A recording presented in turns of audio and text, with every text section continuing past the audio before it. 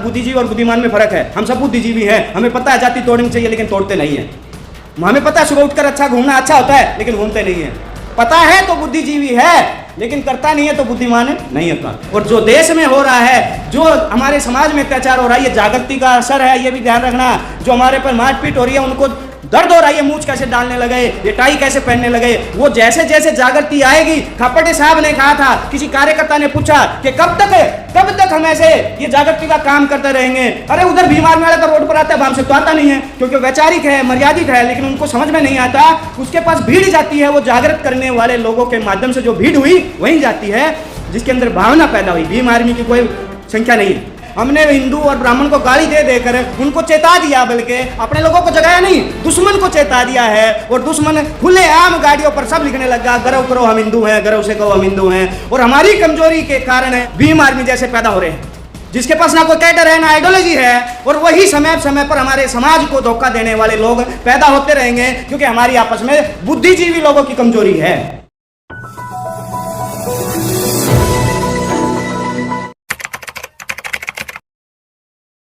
आज जो देश के अंदर बाम सेफ की विचारधारा है, उस विचारधारा को सोच समझकर बहुत सारे लोगों ने संगठन को अपनी किसी न किसी इच्छा के कारण हो या कहीं संगठन में कुछ कमी हो, कहीं ना कहीं तो कोई दिक्कत है, लेकिन वो दिक्कत अभी तक दूर नहीं हुई है कि संगठन के जो प्रतिनिधित्व है, जो लीडरशिप होती है वो अलग अलग हो जाती है। और जो कार्यकर्ता हैं वो फील्ड में एक दूसरे से मिलते हैं, हाय होती है, अच्छा माहौल लगता है।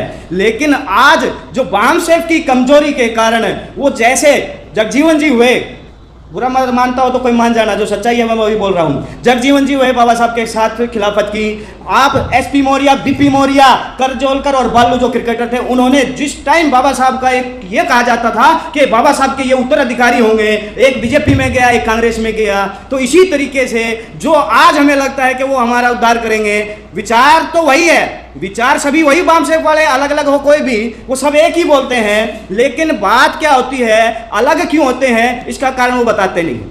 अगर मैं बताऊं, इतने भी समझदार हमारे साथी हैं कि वो सब समझ रहे हैं, सबको लगता है। अभी नीचे ही एक साथी मिला, उन्होंने एक पर्चा दिया, बोला जी मेषराम का प्रोग्राम है। माँ ठीक, अच्छी बात है भाई, टाइम लगेगा तो आएंगे। बोला जी दिक्कत कहाँ आई, वो बहस शुरू कहाँ हुई। वो बोला जो काम हो रहा है ना, अगर तो असली काम जो दुश्मन से अगर टक्कर ले रहा तो मेषराम के लिए। मैं कहा अच्छा ठीक है, मैं भाई अपने टमाटर बेचो कि मेरे टमाटर सही है, दूसरे के टमाटर। अरे इंडस्ट्रीज के अंदर जितनी कंपनियां हैं, फेयर लवली की हो या किसी और की एडवर्टाइजमेंट आती है, तो क्या किसी के घर पे जाकर प्रोडक्ट देता है तो उनके घर में जो सामान रखा है उसकी बुराई करता है क्या? नहीं करता। वो कहता जी आप ये तो इस्तेमाल कर ही रहे हो, अच्छी बात है, एक बार मेरा भी इस्तेमाल करके देखो। अपने हम करते नहीं हैं, हम दूसरे की बुराई करते हैं। हमने हिंदू और ब्राह्मण को गाली दे देकर उनको चेता दिया, बल्कि अपने लोगों को जगाया नहीं, दुश्मन को चेता दिया है। और दुश्मन खुले आम गाड़ियों पर सब लिखने लगा, गर्व करो हम हिंदू हैं, गर्व से कहो हम हिंदू हैं। और हमारी कमजोरी के कारण मैं कुछ साथी हो सपोर्ट में तो बेशक मेरे साथ बैठ के बातचीत कर लेना। भीम आर्मी जैसे पैदा हो रहे हैं,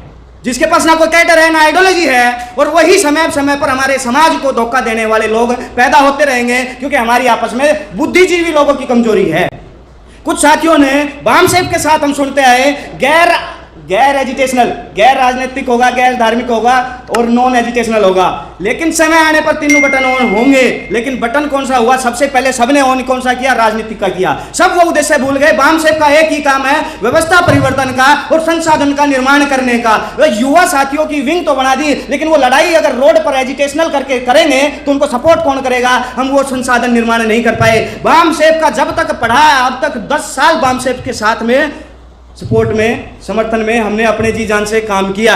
लेकिन वो ऊपर वाले फिर अलग हो गए, फिर वो नीचे आ गए तो वो फिर अलग हो गए, नीचे आ गए तो वो अलग हो गए। और जब बात करते हैं तो क्या कहते हैं? एक बात सबको रटा रखी है कार्यकर्ताओं को कि जो अच्छा काम करेगा उसके साथ आ जाएंगे, आप अपना काम करते रहो।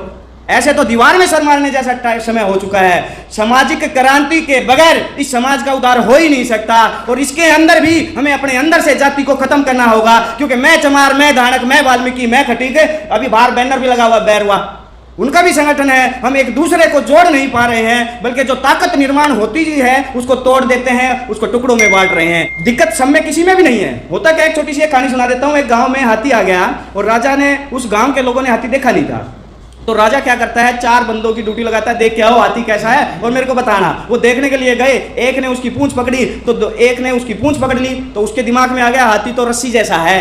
दूसरे ने पैर पकड़े तो पैर पकड़ने वाला उसके दिमाग में आया हाथी तो खंबे जैसा है। एक ने देखा पेट पर हाथ लगाया तो बोला ये तो पीपे जैसा है। तीसरे ने लगाया कान पर, चौथे ने लगाया कान पर, ये तो पंखे जैसा है। चारों ने अपने अपने दिमाग बना लिए। सारे बुद्धिजीव थे, बुद्धिमान कोई नहीं था। बुद्धिजीव थे, वो वहां पर गए और वहां पर जाने के बाद बुद्धिजीव और बुद्धिमान में फर्क है। हम सब बुद्धिजीवी हैं, हमें पता है जाति तोड़नी चाहिए लेकिन तोड़ते नहीं है। हमें पता है सुबह उठकर अच्छा घूमना अच्छा होता है लेकिन घूमते नहीं है। पता है तो बुद्धिजीवी है लेकिन करता नहीं है तो बुद्धिमान नहीं होता। तो दोनों चारों गए दरबार में। राजा ने पूछा कैसा है? पहला बोला जी पीपे जैसा है जिसने पेट पर हाथ लगाया था।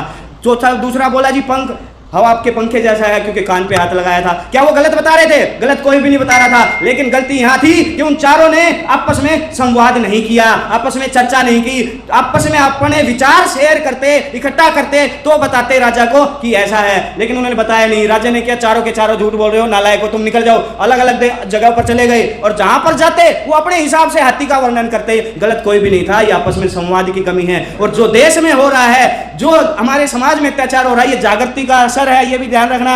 जो हमारे पर मारपीट हो रही है, उनको दर्द हो रहा है, ये मूंछ कैसे डालने लगे, ये टाई कैसे पहनने लगे, वो जैसे जैसे जागृति आएगी। खापटे साहब ने कहा था, किसी कार्यकर्ता ने पूछा कि कब तक हम ऐसे ये जागृति का काम करते रहेंगे? अरे उधर बीमार वाले तो रोड पर आता है, हमसे तो आता नहीं है क्योंकि वैचारिक है, मर्यादित है, लेकिन उनको समझ में नहीं आता। उसके पास भीड़ जाती है, वो जागृत करने वाले लोगों के माध्यम से जो भीड़ हुई वही जाती है जिसके अंदर भावना पैदा हुई। भीम आर्मी की कोई संख्या नहीं है। तो साथियों, जिन लोगों के अंदर ये चीजें आई, एक छोटा सा कह के अपनी बात को विराम दूंगा।